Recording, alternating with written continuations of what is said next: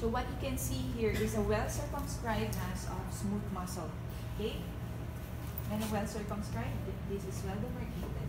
And this is the normal smooth muscle. And this is the proliferating bundles of smooth muscle. So here are bundles of smooth muscles that resembles the normal myogluteal muscle. So high power view, you know that it is benign because there is uniform in appearance, a uniformity, a uniform appearance of the cells.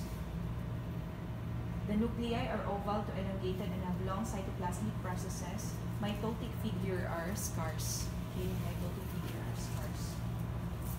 Okay, the malignant counterpart is your leiomyosarcoma. Leiomyosarcoma.